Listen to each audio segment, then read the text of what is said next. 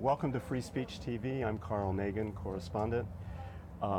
If you want to understand the degree of income inequality in the United States, you might want to take a look at the restaurant industry.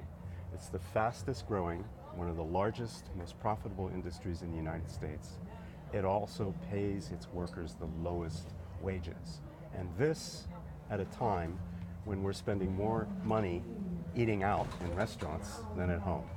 To help us understand how this came to be and what we can do about it, we have one of the leading labor organizers in the United States right now, a true visionary. She's been named a champion of change by President Obama and one of the top 10 visionary women in America.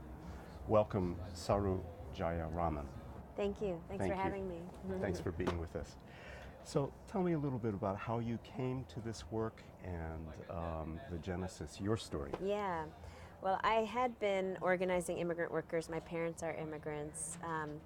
And I was at an immigrant worker organizing center when 9/11 happened. And on that morning, there was a restaurant at the top of the World Trade Center, Tower 1 in New York, called Windows on the World. And about 73 workers died in that restaurant that morning. About 250 lost their jobs. About 13,000 workers lost their jobs in the months and weeks following the tragedy. So I was asked to initially set up a center that would be a relief center for workers who had lost their jobs and families of the victims. But what started as a little relief center has grown into a national organization that really is about improving wages and working conditions for the 12 million workers in this industry right now. That's fantastic. And that's Rock United? Rock United. Right? It's workers, employers, and consumers all coming together for better wages and working conditions in the industry. Fantastic. So help us understand this wage inequity and how that came about. As I remember in your talk at Bioneers, you described it as a two-tier system. Yes. Rooted in slavery. That's right. Most people don't know. I myself didn't know, but it is the largest and fastest growing industry and yet the lowest paying, largely because of the money, power, and influence of the trade lobby, the National Restaurant Association, which represents the Fortune 500 chains. And the other NRA. The other NRA. And I myself didn't know their history and kind of the legacy until doing research and finding that tipping actually as a practice originated in feudal Europe. When it came over to the States, it was right around the time of emancipation. And the restaurant industry, the predecessor to the other NRA, demanded the right to hire newly freed slaves, not pay them anything at all, and let them live on tips. Oh my goodness. And that idea was codified into the very first minimum wage law that passed in 1938 as part of the New Deal, which gave tipped workers a $0 wage as long as tips brought them to the full wage. So we went from zero in 1938 to $2.13 an hour, which is the current federal minimum wage for tipped workers in the U.S. So while most minimum wage workers earn the actual minimum wage, the majority of minimum wage workers actually don't. They actually earn this lower minimum wage and rely on tips, to feed their families, it's the most precarious, fluctuating, it fluctuates day to day, week to week, hour to hour. And we're talking about how many? 12 million workers. It's the largest and fastest growing industry, largest employer of women. And what most people don't know is the majority of those tipped workers aren't college students or white guys working at Chez Panisse. They're women working at IHOPs and Applebee's across America, and 40% are single moms, and they're feeding their families in tips. Oh, that's extraordinary.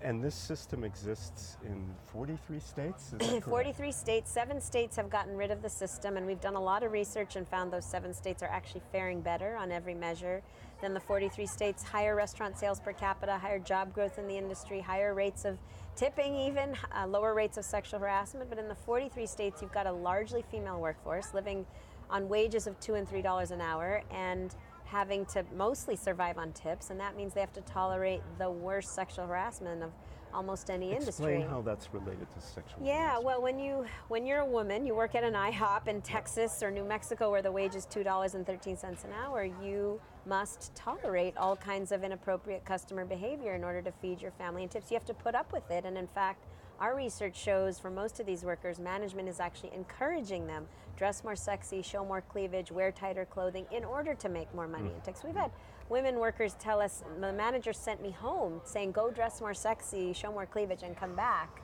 in order to make more money in tips. And you have to understand, for most of these women, this is how they're feeding their families. And so they will they will don't put wanna up rock with the it. boat. That's right. Are there legal cases that have, or are these growing? Is that one? There's definitely, I mean, we are battleground for this? definitely, Encouraging that. encouraging workers to stand up, not just on the sexual harassment, which everybody should be doing that, especially right now. It's a good moment to stand up.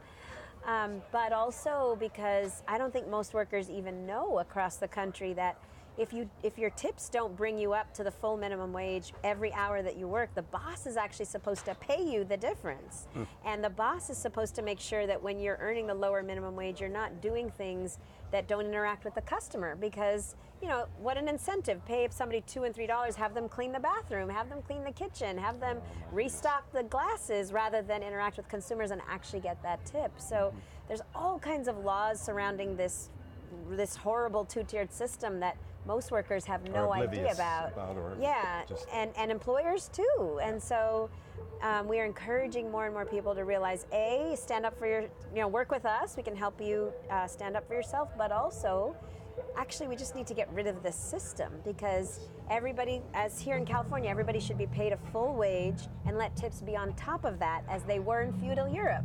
Now, you have a program called One Fair Wage. That's right. We have a campaign that we started in 2013 called One Fair Wage, calling every state in the country and the federal government to follow the lead of California and the 7 states that have gotten rid of this system and have done so well after getting rid of the system. So it just takes, right now we're moving state legislation in New York and ballot measures in Washington, D.C. and Michigan, and we're hoping every state will follow, and finally Congress will follow and get rid of this legacy of slavery. But you have one big obstacle right now at the federal level. Can you talk to us about that? Yeah. The National Restaurant Association has gotten together with President Trump and has actually proposed a new rule that would make it legal for employers to actually completely take their workers' tips. Oh, that's astonishing. It overturns decades of law and precedent that says tips are the property of workers, but you have to understand it's also going to make an already incredibly vulnerable population even more vulnerable, because